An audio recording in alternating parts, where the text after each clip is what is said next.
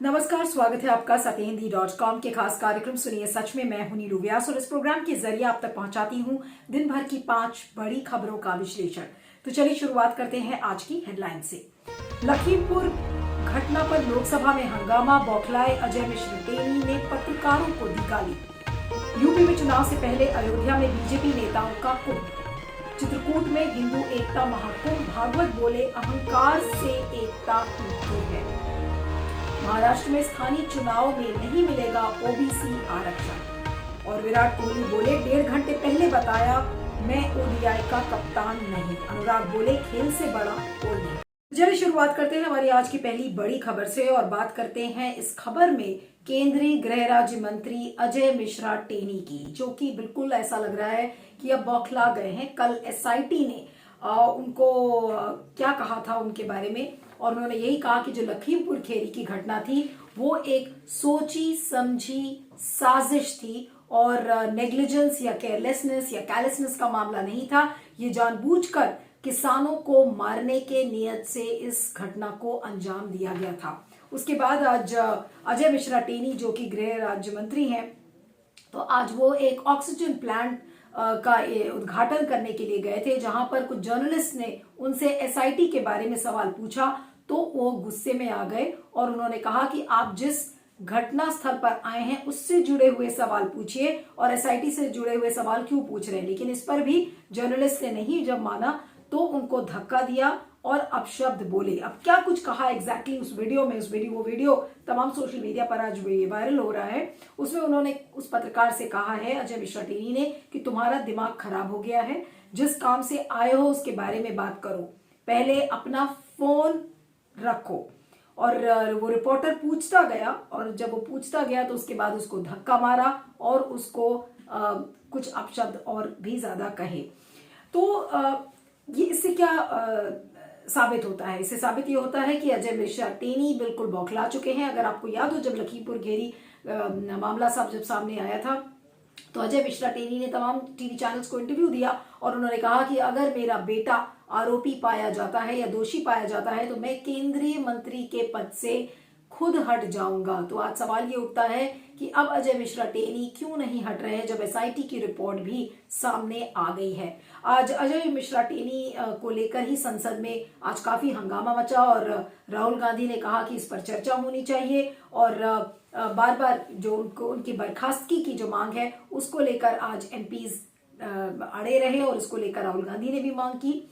और राहुल गांधी ने एक स्थगन प्रस्ताव भी पेश किया था। उधर टीएमसी की सुष्मिता देव है, उन्होंने भी इस पर चर्चा की मांग की थी। तो हंगामा संसद में बना रहा और इधर जब संसद में हंगामा हो रहा था तो अजय मिश्रा टेनी का ये वायरल वीडियो सामने आया। अब देखना यह है कि सरकार अब नैतिकता के आधार पर क्या अजय मिश्रा टेनी को बर्खास्त करती है। अब एसआईटी की रिपोर्ट सामने आ गई है, यूपी का चुनाव सिर पर है। ऐसे में अजय मिश्रा टेनी का रहना कहीं बीजेपी के लिए मुश्किल ना बन जाए। लेकिन बीजेपी ने अभी हाल में कृषि कानून वापस लिया, किसानों की सारी जो डिमांड्स थी उनको माना, उनकी जो सारी मांगे थी उनको माना। और अब जब एसआईटी की रिपोर्ट सामने आई है तो क्या बीजेपी अब मजबूर होगी अजय मिश्रा टेनी को बर्खास्त करने की, ये देखना होगा। लेकिन चुनाव सिर पर है, इसलिए बीजेपी अगर अजय मिश्रा टेनी को बर्खास्त करती है तो भी बीजेपी के लिए मुश्किल है और नहीं करती तो भी मुश्किल है। यानी कि लखीमपुर खीरी का जो हादसा है वो बीजेपी के गले की हड्डी बन गया है, न निगलते बन रहा है न उगलते बन रहा है। क्या करेगी बीजेपी, इस पर फीडबैक दीजिएगा, मैं आगे चलती हूँ। अगली खबर में बात करते हैं उत्तर प्रदेश के चुनाव के बारे में, जहां पर बीजेपी के जो तमाम लीडर्स हैं वो आज अयोध्या में पहुंचे हुए थे। जितने भी बीजेपी शासित राज्यों के मुख्यमंत्री हैं और उप मुख्यमंत्री जिन जिन राज्यों में हैं बीजेपी के, वो सारे लोग आज अयोध्या पहुंचे।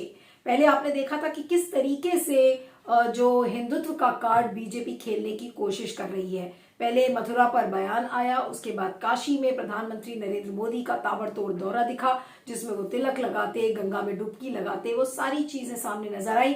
और अब बीजेपी के जो तमाम लीडर्स हैं जेपी नड्डा की अध्यक्षता में, वो गए थे और आज उन्होंने रामलला के दर्शन किए और दर्शन करके सारे बीजेपी लीडर्स से मुलाकात की और सरयू घाट पर पूजा किया, दर्शन किया और लेकिन इसके पीछे जो राजनीतिक उद्देश्य है, ये पूजा पूजन हिंदुत्व कार्ड ये सब अपनी जगह है, लेकिन इसका एकमात्र उद्देश्य है कि किस तरीके से हिंदू वोटरों को अपनी तरफ बीजेपी खींचे।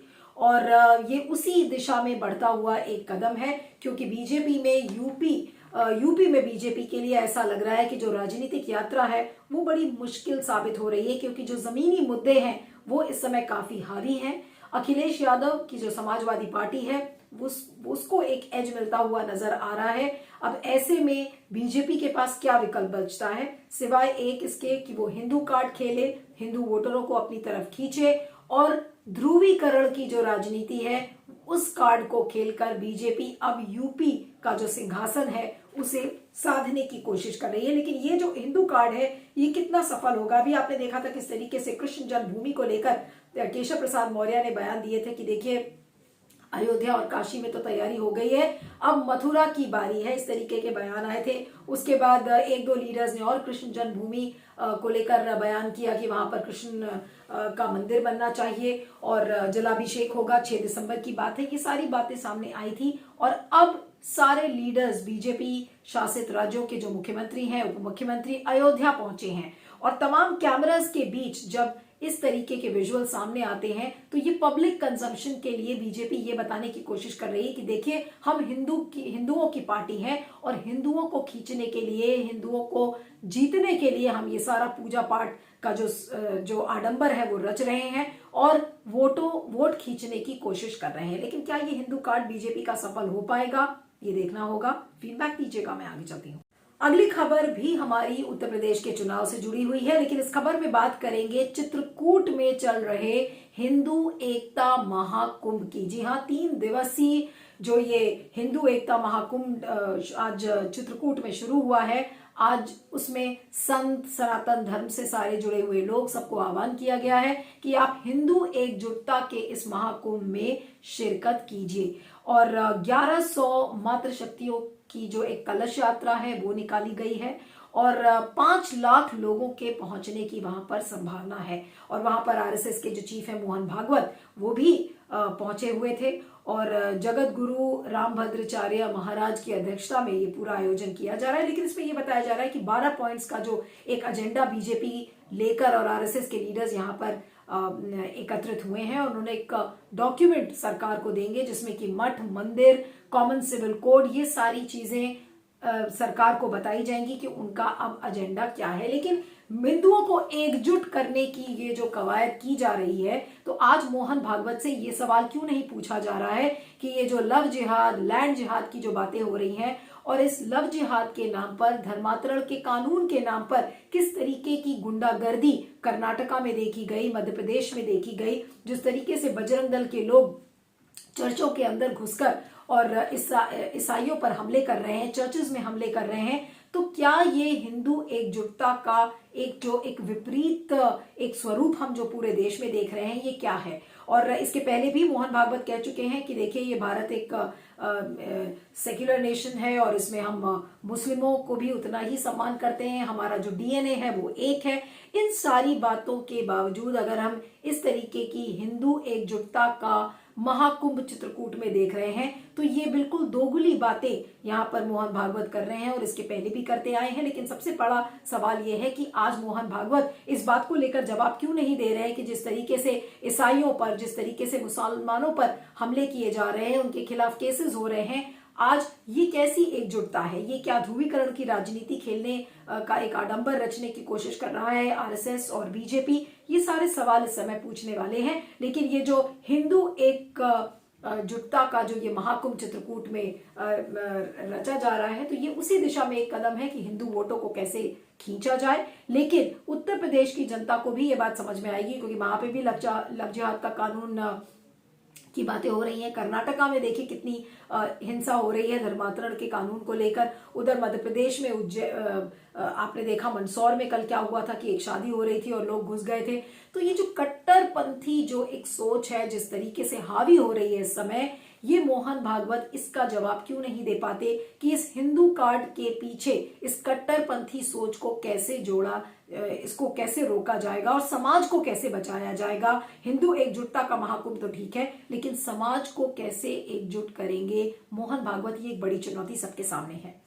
इस पर फीडबैक दीजिएगा, मैं आगे चलती हूँ। अब अगली खबर में बात करते हैं महाराष्ट्र विकास आघाड़ी सरकार की, जिसको आज एक झटका मिला है सुप्रीम कोर्ट से। आपको याद होगा कि अभी कुछ दिन पहले महाराष्ट्र विकास आघाड़ी सरकार ने एक अध्यादेश वो लेकर आए थे जिसमें कि 27% ओबीसीज को रिजर्वेशन यानी कि आरक्षण दिया गया था स्थानीय चुनावों के लिए।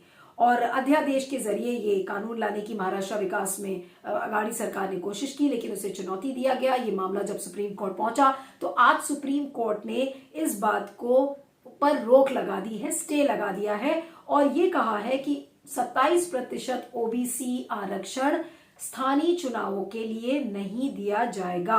और साथ में उन्होंने स्टेट इलेक्शन को यानी कि राज्य के चुनाव आयोग को कहा है कि अब आप ओबीसी की जो सीट्स हैं उनको आप नोटिफाई नहीं करेंगे। और उसका कारण ये है कि ओबीसी को लेकर कोई डेटा उपलब्ध नहीं है महाराष्ट्र में। और उन्होंने कहा है कि ये जो 27% ओबीसी सीट्स थी, आप उसको, कोर्ट ने कहा है, सुप्रीम कोर्ट ने कहा है कि आप उसे जनरल कैटेगरी सीट्स में आप इसको तब्दील कर दीजिए और 1 हफ्ते के अंदर एक नया नोटिफिकेशन लेकर आइए। मेन जो आधार बताया है कि जो ट्रिपल टेस्ट जरूरी है वो ट्रिपल टेस्ट किए बिना हम 27% ओबीसी आरक्षण स्थानीय चुनाव में नहीं दे सकते।